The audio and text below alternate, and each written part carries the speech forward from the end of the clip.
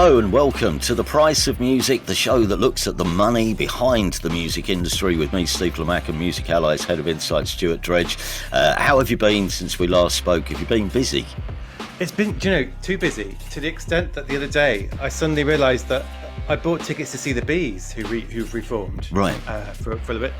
And I was like, oh yeah, I'm going to see the Bees. That's exciting. When's that? And I realised it was about 2 weeks ago. Oh no, really? So that's how busy I've been. That's how busy, literally busy like a bee I've been. Oh, this will just make things worse then, because I've been to a few gigs in the past week. I went to see a band who I like called Dead Letter at a venue called Brixton Jam, and I haven't been to this venue for ages and ages.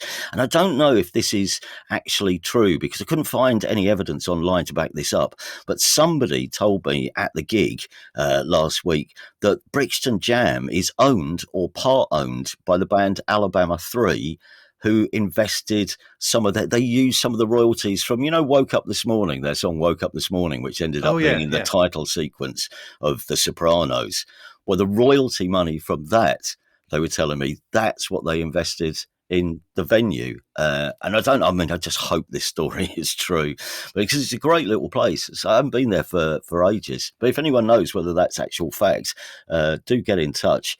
It's also, I say it's a good little venue. One of the best things about it is 5 stops on the bus from my house. Oh, the dream. I love those stories though. I love, isn't it? I think it's a Dandy Warhols when they did that Vodafone advert with Bohemian Like You. I think they bought their studio complex with that. Yeah. And I think, so everyone at the time was like, oh, is that selling out? And they're like, we've bought a studio and now we can make music for as long as we want. Like, I like those stories where bands have, got a big payoff and invested it, wisely. Well, I suppose this goes back to that listener's question a few weeks ago about whether groups had pensions or not. And not was obviously mostly the answer.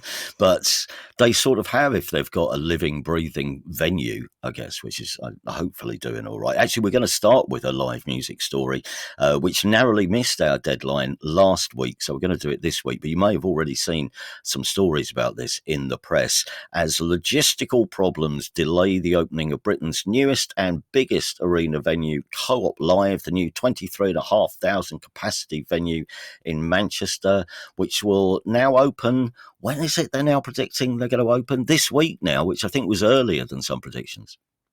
It's a moving target. Like with us recording the day before it goes out.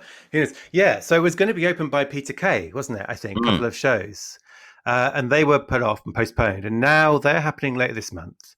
And I believe, so we're going out, I think, on the 1st of May, Wednesday. And it's due to be opened by a Boogie with a Hoodie tonight, as you listen to this. Yeah. And Olivia Rodrigo this weekend in Keene. So it's kind of, it's what is it, a week behind schedule, but it's open.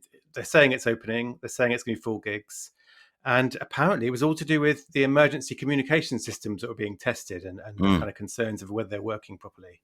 Yeah, that's what I read somewhere, that it was concerns about the delays to the completion of the electrical systems, which would affect the ability of the emergency services to communicate in the event of an incident at the venue, which I guess is one of the, I guess obviously must have crept up on them, because it was such a large project. I mean, it's, what is it, £350 million or dollars? I think so. And it's one of those things, and I sort of hate to bring this up really, but I think in Manchester particularly, the thought of an incident, there's quite a fresh memory of what happened at that concert with the terrorist attack, isn't there? So I would imagine the authorities are saying you have to have everything working absolutely perfectly, because we know what can happen. But it's weird, isn't it? Because it's been one of those stories where this has been happening at the same time as that row broke out with the manager of the venue, who's since resigned, but he gave an interview to the BBC. And he was talking about the venue and what the plans were. And then he was asked about this idea of, should big arenas contribute to the grassroots venues? And I think he basically said, well, I don't agree with that. And he talked about why he didn't agree with it. And then I think there was some paraphrase quote about how he thought some small venues were badly run. And that went down like a cup of warm something. Within the smaller grassroots venue group. And there was that row going alongside this, which of course then when you have problems opening, a lot of people were then pointing like the guy in The Simpsons and kind of going, ha ha, from the sidelines saying, you said we're badly run, but it's not opening. So it's all turned into a bit of a public relations sort of misstep, I guess. But seemingly they've got, because it's weird, isn't it? Because I remember when it was announced and talked about, like, people are quite excited about there being these big arenas in places like Manchester, so that they can attract those gigs that might have gone to just London and nowhere else in the country before. So there is excitement around it, isn't there? I think about this idea of having these places around the UK. But Yeah, I mean that is true. I think you're right, definitely, about the PR implications of what was said, and the fact that the delays have happened, and even at the test events, just hours before the actual gig, they had to get hold of people and say, right, we've got to slash the capacity for this, and I'm afraid you can't come, because I guess this is. I'm not sure if American companies are more sensitive about their reputations and their PR skills, but I think that's certainly contributed, because Oakview Group, who are the company behind Co-op Live, they're a massive company. I mean, they've got something like 400 stadiums and arenas and conference centres, predominantly in the States, although they did start to expand into Europe, I think about 2019. But they do a lot of sport. But this, of course, is a real flagship music venue. So for them, I think, they are probably concerned about how it's looked like it's playing out. But they've got a new general manager in place, I think, and obviously, if it seems like maybe they've got things back on track, we shall, as you say, we shall see. By the time we wake up tomorrow, it might all be off again. The thing is that this is a flippant comment, but it's because City Football Group are involved as well, because it's next to the Etihad Stadium. And like, I really want a title race this year, and I've got this sinking feeling that Manchester City are going to win all their games by 4 goals. And so the perfection of the football team is kind of, there's a little bit of schadenfreude, at least, in that not everything goes perfectly within City Football Group. But that is a bit harsh. It's not their fault.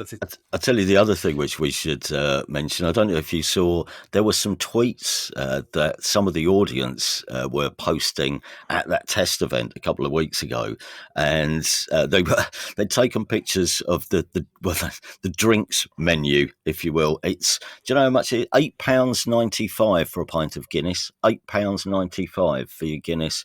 £8.35. Yeah, £8.35 for a Grolsch and a bottle of When in Rome wine will set you back £35. So if you are going to one of the gigs there, be prepared. It's not light on the pocket, I don't think. I mean, I don't know how this compares to other major venues, but if you're thinking of getting around in, just be warned. That's what I'll say. Yeah, goodness. Right, next up, Billie Eilish. It's going to be now. This is where I was completely lost when I first read this. When you forwarded this one to us, Billie Eilish is going to be the next featured artist in Fortnite Festival. So for anyone like me who had no idea what Fortnite Festival was and why this, we should take this as quite a big deal. Can you tell us a bit more about this? I can, yeah. I've copied it all off my kids, actually, because they're the Fortnite experts in my household. But yeah, so Fortnite is one of the most popular console games in the world, and PC games. And it started as a run-around, shoot people game. That's the technical term. Right. A run-around. So you're running around, shoot people, and play with your friends. But since last December, they've had this music game within it called Fortnite Festival. I mean, did you ever see or play those games Guitar Hero and Rock Band back in the day with the plastic guitars? No, I didn't actually, no. So they were really popular at the time. They were like, you get like a plastic guitar and you'd have to sort of press buttons on it in time with what's happening on the screen to play music. So, and it was a real thing. Anyway, the company behind Fortnite bought the company that made one of those games, Rock Band, and they've made this music game. So now if you play Fortnite, you don't just have to run around and shoot people. You can also play this music rhythm game where you're kind of, and it's been focused from the start. So it launched in December, and The Weeknd was the big star who was in it at launch, and he had his songs in it, and then Lady Gaga was in it, because it's all like Netflix shows. It's all in seasons. So the second season began, and that was Lady Gaga, and now it's Billie Eilish. So if you're playing this game, you're going to have her songs to play.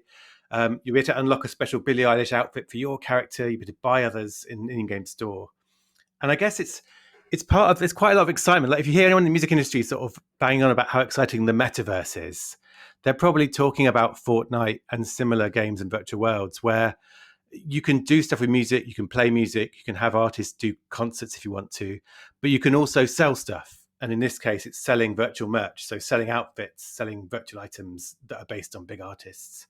But here's something to relate it back to people who maybe aren't gamers. Every season they add new tracks to it, and so Billie Eilish has some, but they've also added "Friday I'm in Love" by The Cure. So if you've got a teenager playing Fortnite and you hear Robert Smith booming out of their bedroom, that's probably why in the next month. That's why. And Billie Eilish will make money out of this through licensing her image and her music to the company who produced the game. Is that it? Yeah, they never talk about the deals, which is a bit frustrating. But yeah, so it's a partnership between her and Fortnite's developers, and then when they're selling stuff in their in-game store, artists get a cut of that too.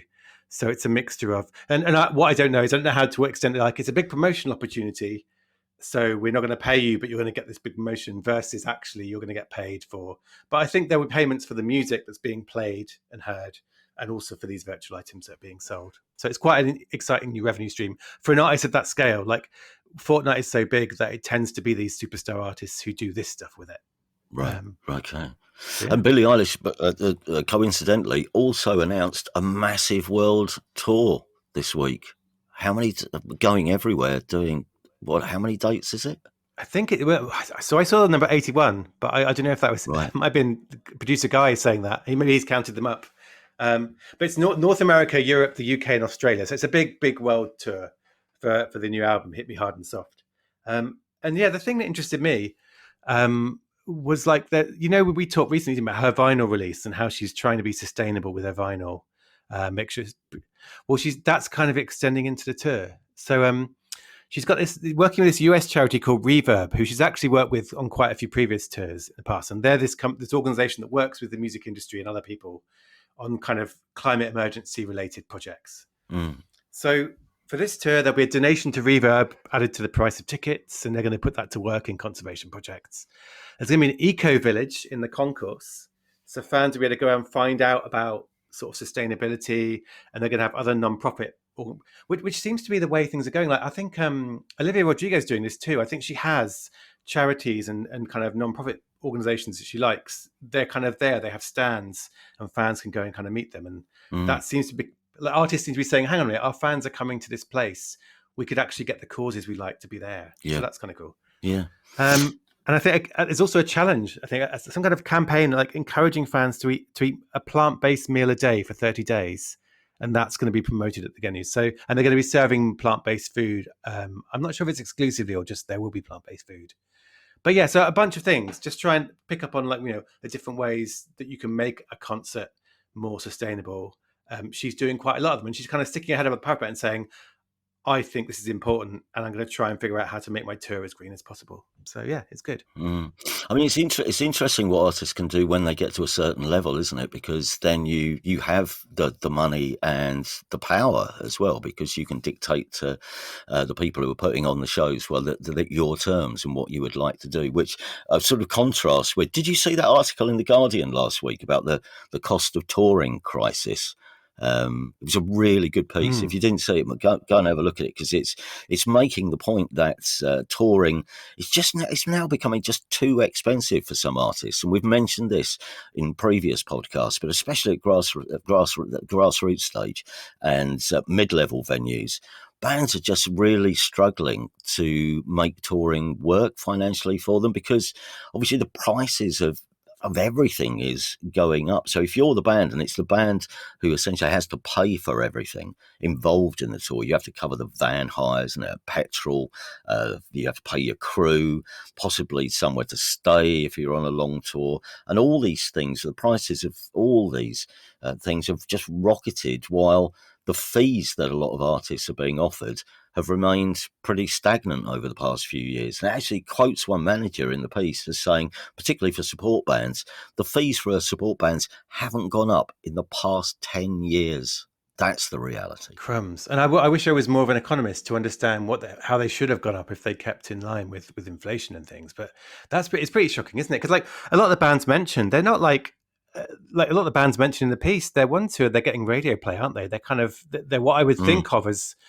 becoming successful. So it wasn't just like tiny bands who aren't playing big venues can't do it. It was, I think, what was it, the piece I read? I think it was like, promoter was said something like, if you've got 4 or 5 members in your band, you need to be playing 2,000 capacity venues to start to see it tip into profit, which it's the other thing for me, I think, was maybe worry about this. Are we in this kind of bad cycle where venues are closing, But the venues that do stay open, if the artists can't afford to do these tours and play those venues, do we end up in this cycle where even more venues struggle because the artists aren't playing them? It feels like it's a worrying situation. Yeah. It also, I think, it contradicts what we used to think about playing live as well, doesn't it? Because I think, the assumed wisdom for ages was that live gigs was where artists made their money these days as revenue from record sales goes down. Everybody, it's like, oh, you'll be all right. You just make a living out of playing live. And I mean, it's true that some bands can do that. But as I say, the reality is a lot of groups are either cancelling tours or are doing gigs at a loss. Because there was another in the same piece, there was another line which claimed that one 4-piece indie band, unnamed, whose last 2 albums went top 10 in the UK charts, reported a loss of £2,885 from a 6-day tour. And you just can't. I mean, it backs up everything that. Do you remember Lily Fontaine from the band English Teacher? Yeah. This is everything she was saying in that select committee, which we covered a couple of weeks ago. In fact, she's quoted in this piece by The Guardian. And it is, as I say, it's worth a read if you get a second, if you like to go into a bit more depth. Or possibly if you're in a band, if you want to send us some details of your own experiences of how costly it is going out on tour these days. And we don't have to name you. We'd just like to know how it is out there. If you'd like to get in touch, we'll give you the email address at the end of the podcast. Now, here's a story which you said this story would rumble on for a while and would change direction almost on a daily basis. But a quick update, if you will, on a story which we covered last week. This about Hipgnosis Songs Funds. You might remember we covered this last week that there have been a couple of bids, but Hipgnosis Songs Fund has apparently agreed an improved takeover offer from the US private equity investor Blackstone. Yeah, we've gone from kind of bands losing 2,000 quid to someone paying, more than $1.5 billion for music rights. It's kind of a real contrast. So there was this bidding war kind of happening or getting underway for Hipgnosis Songs Fund. And like we said before, they're the company that bought lots of music rights from lots of famous artists, from like Neil Young to Shakira and beyond. And so what's happened? So Concord, which is one of those companies that buys rights, had bid $1.51 billion. And then Blackstone, which is one of the biggest, they bid $1.57 billion, not million. And the Hipgnosis Songs Fund board have said, yes, we recommend this offer. We're rejecting the last one. And this is the one we want to go with. And this heads off, and we talked in some depth last time, didn't we, about how there was all kind of threats of possible legal action if Blackstone wasn't able to buy it. That's been headed off now. And it also means that so Merck Mercuriadis, who is the music industry veteran who founded Hipgnosis, his company that he runs now, Hipgnosis Song Management, confusingly similar name, they're now still going to be involved in managing Hipgnosis Songs Fund songs. Right. Which is kind of an interesting turnout, because the current board of Hipgnosis Songs Fund, who will be probably stepping down, they commissioned this report that kind of was quite rude about Hipgnosis Song Management, saying they hadn't, lots of perceived kind of problems with how they run the business and giving it advice. But Blackstone says, no, we think they've done a good job. They're very valuable. They'll continue to be managing this. And so it seems like a resolution, but they said the deal's not expected to close until the third quarter of this year. I think shareholders have to agree to it. So there's still time for another twist, or like 37 more twists. Like, who knows what could happen. But it's kind of, there was, honestly, every day I was getting, and they send these things out in the morning because they announce them to the stock market. So I was sitting down to work at sort of 8 a.m. and every morning there'd be a new press release from one or other side saying, here's our new thing, here's our new threats. But this seems like it might be the final outcome. Some stats next. Everyone, well, I say everyone, lots of people have been saying to us over the past year that electronic music is, or has been, quite sort of unrepresented, really, given the increase in popularity of the genre. Well, now here's some figures to confirm its growth.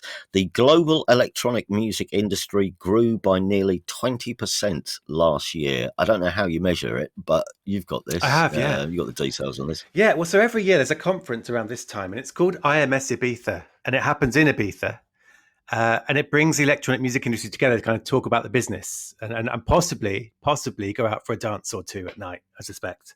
Do you know, it's amazing. Like I do think like the electronic music industry, they've got the IMS Ibiza, there's Amsterdam Dance Event in Amsterdam, and I think there's a Miami. I can't remember what it's called, the Miami one. But like these three, amazing. Just go out, talk about electronic music, and party. It's a good circuit to be on if you're in that industry, I think. But Is that why it's growing it's so quickly? Because more and more people are signing up, thinking, well, if nothing else, even if I don't like the music, I do get to have a party. If I want to, I'm going to sign some people that get me an invite to an end of conference party somewhere warm. I think so. I went to Amsterdam Dance Event one, and I saw Fatboy Slim at 4 a.m, and then I had a conference panel at midday, and even at midday, that was tough. That was tough.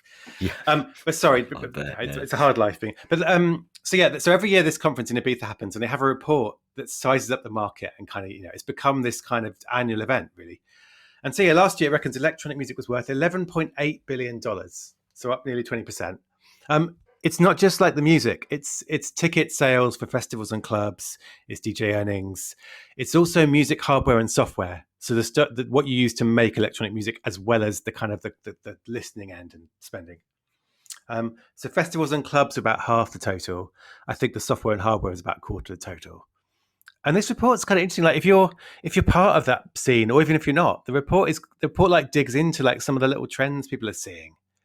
Right. So a few things, like so SoundCloud said a third of their uploaded tracks are now electronic music. So SoundCloud is really becoming a big place for that. Apparently on TikTok, videos using the hashtag electronic music are up to 10.5 billion. So that's how many videos on TikTok there are using that hashtag. And there's just a surge in lots of things, like a surge in people following artists and DJs. And apparently dance music fans over-index for all music activities. So whether it's like streaming or listening to the radio or watching music on YouTube, like electronic music fans, they're just some of the kind of the most active music fans of any genre.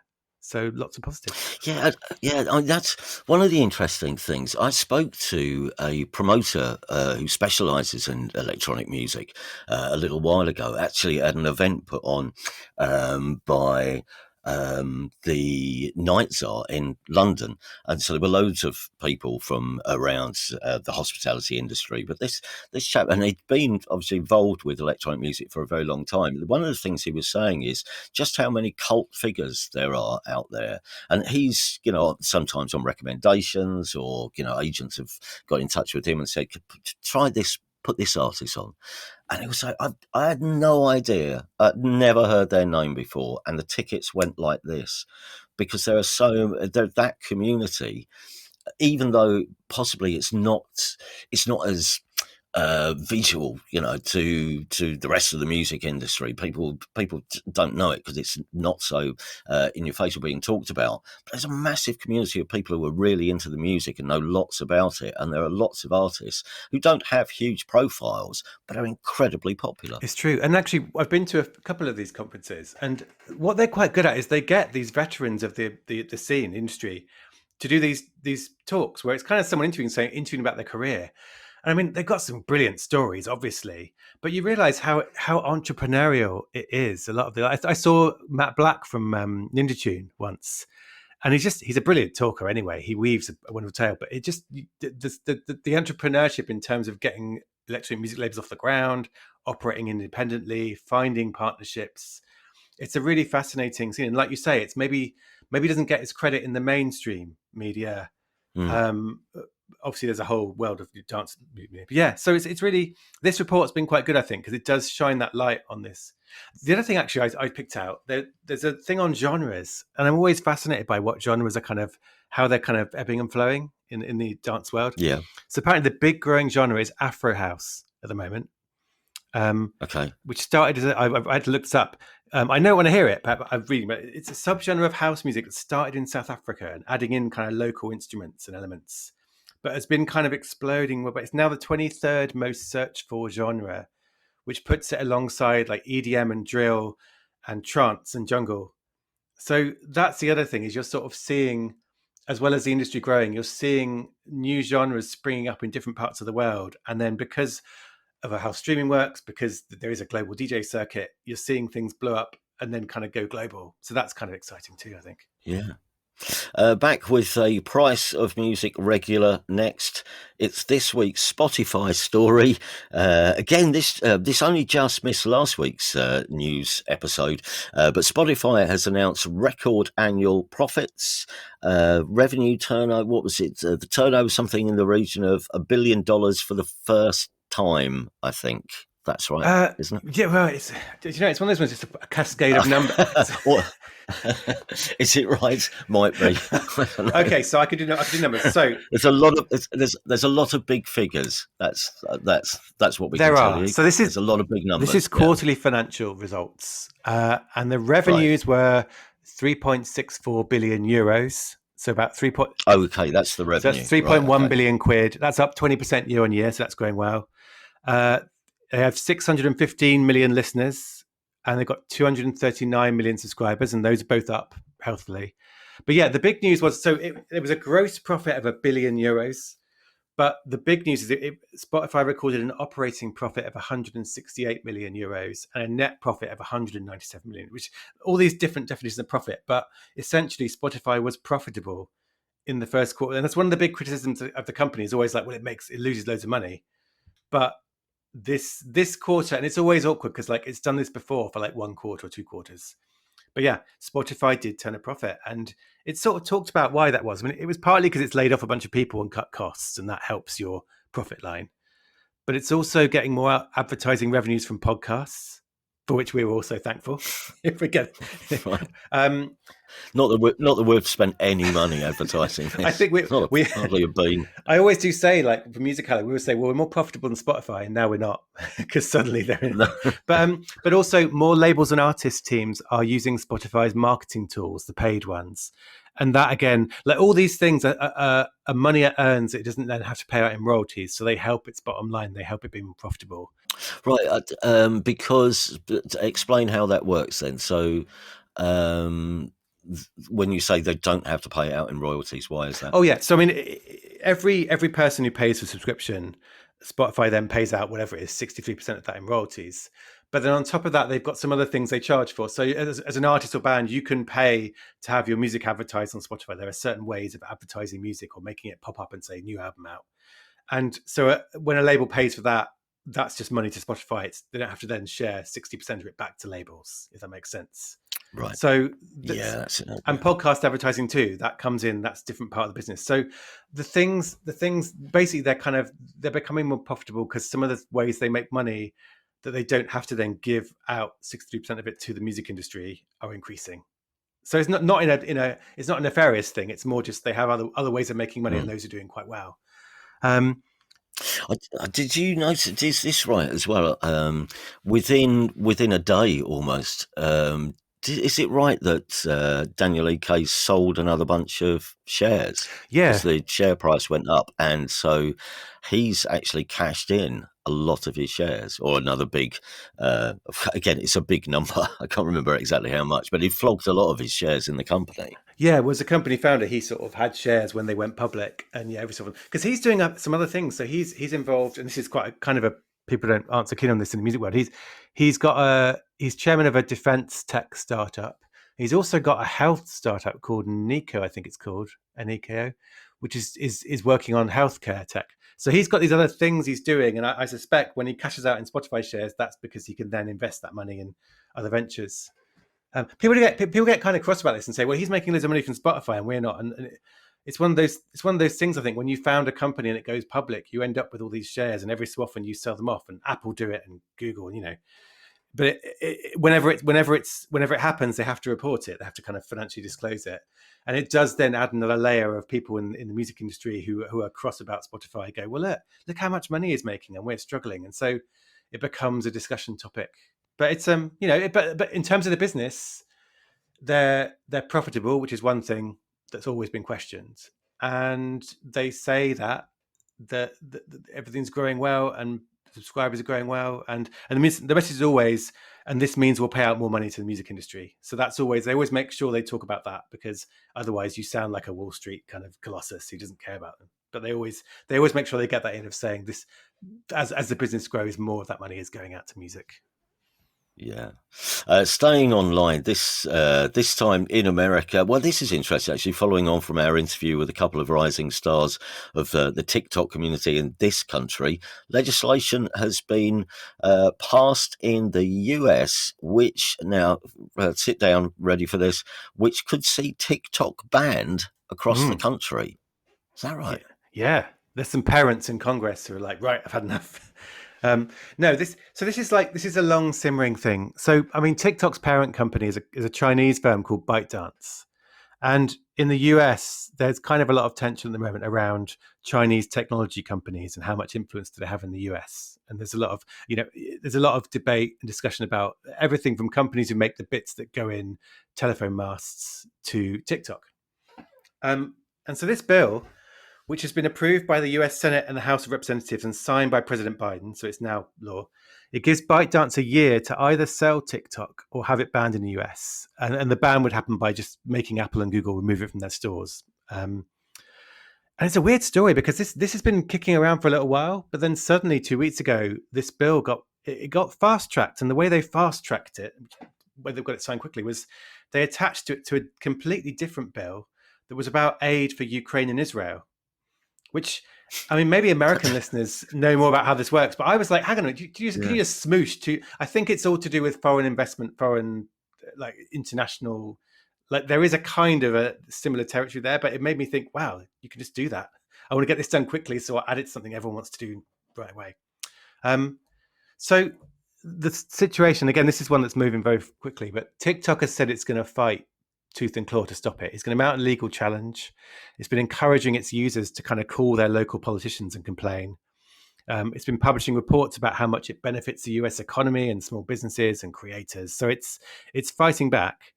But there's a really strange potential twist coming, which takes a bit of explaining. But I'll try. Does it do it slowly, bit at a Okay. time, please? So I want you to, well, I'm sorry about this. I want you to cast your mind back to the dying days of President Trump's administration in the White House. So just Okay. before voters kicked him out, Donald Trump was trying to do the same thing. He was trying to force ByteDance to sell TikTok to a US company. And there was a thing, and it didn't quite happen. There wasn't time before he left the White House for it to be followed through. But now he's been commenting, as he does, on many things in recent weeks, and he says he's against the idea of forcing TikTok to be sold. And the reason he said was because "Make America Great Again" content does well on TikTok. I'm not sure TikTok will enjoy this reason, and also it would benefit Meta. And he doesn't like Facebook and Instagram now, and this would benefit Meta. And then when this was reported, someone also said, "Oh yeah, apparently he's courting a big political funder who also owns a stake in ByteDance." So there's all kinds of political stuff. But anyway, so here's what could happen: TikTok is going to go to court and challenge this forced sale or ban. But if Trump wins the next election, which, judging by the polls, is an entirely possible thing, he might come in, and despite him being the first president who tried to ban it, he might tear up those plans. So, in a weird way, TikTok's strategy might be to just try and string it out and hope that Trump wins the election, which is so it's a really weird situation. But yeah, as things stand, they've got a year to find a buyer or shut down or be banned. And is TikTok as powerful in terms of music as it is or is becoming elsewhere in the world? Is it in the States? Is it a driver of popularity, sales, money for musicians? Yeah, it's been big. I mean, I think the US is its biggest Western market, and it's huge there. Like every big artist marketing campaign has involved TikTok. The artists are on there. It's been huge. So, but at the same time, it's been in dispute with Universal Music Group, and so in the US recently, it's lost a lot of music through that. But yeah, so if you're in the US music industry, you're already thinking, right, what's going on with Universal Music? But now you're having to think, what happens if in a year's time it gets shut down? Like anyone who's marketing music and planning your campaigns, you're going to have to thinking, right, well, we've got a year, but after that, if it suddenly disappeared, we'd have to make sure we were doing this stuff elsewhere, which is where Yeah. Instagram and where YouTube Shorts come in, the two main rivals to TikTok in terms of these short video clip apps. Yeah. They're kind of there, sort of licking their lips, saying, "Well, we're going to be here. We're not going to be shut down in a year. Come and do your marketing here." So there's kind of at the same time as it's fighting off being sold, it's also going to have its competitors hoping to swoop in and kind of pick up some of the music side of its business. So yeah, it's quite a nervous moment. TikTok have been getting it from all angles, haven't they? The European Commission's opened some sort of proceedings against TikTok as well. Yeah, do you know, I had a week of every day there was like 2-3 more big TikTok stories. So this is a completely separate thing. So this is about a new app it launched called TikTok Lite, Lite, which it launched in France and Spain as kind of a test. And it's basically TikTok, but with this layer of kind of a reward scheme on top of it. So the things you do, watching videos, liking things, sharing stuff, you earn points. And what do points mean? to channel. Does it mean prizes? It does mean prizes. You can get gift cards or virtual coins spent with the app. And so this idea is like a new take on TikTok, but the European Commission thinks this may risk it. There's an amazing quote from the commissioner, Thierry Breton, who's responsible for this. And he said, "We suspect TikTok Lite could be as toxic and addictive as cigarettes light," which is, the science behind that remains unclear. But essentially what they're saying is we worry this could be addictive, and they're not sure, the commission is not sure TikTok has properly thought through the risks. And under the current European law, if you're a big online platform, and you have to think through risks, you have to prove that you've set things. So TikTok's basically got to prove that it's thought through the risks and it's not going to be addictive and terrible. But in the meantime, TikTok has suspended that reward scheme in this app. It said, right, while we're kind of proving our case. But it is this, like you say, it's just on every front. And the challenge now is in the US, it's fighting not to be sold. In Europe, it's proving itself as regulatory investigations. It's still having that massive fight with Universal Music, and it's trying to solve all these problems at once, while Facebook and Instagram and YouTube are piling money into their competing things. So it is it's not a moment of powerless touch, I don't think, but it's like a real moment of like this thing that's got really big and culturally important. And I know some people might go, I don't like TikTok, but I think it is. It's become, certainly for teenagers, really a really important platform. It's now probably at the moment of the biggest challenge of its quite short life so far, because it has to deal with all these things while also launching new features and developing its products and making it better and competing, if that makes sense. So it's a headache is the wrong way of describing it. It's a full-blown migraine now, I think, but it's right. Yeah. Well, that's about it. I think we're out of time for this particular episode. Thank you very much for listening, as always. Can I also very quickly say hello to Harvey, who's an aspiring manager who came up to me at that Dead Letter gig I mentioned earlier and was very complimentary about what we're trying to do. In fact, thanks to everyone who's been in touch.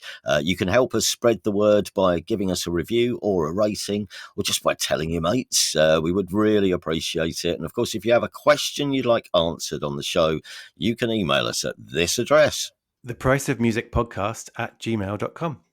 and we'll be dealing with a few more of your inquiries, your questions.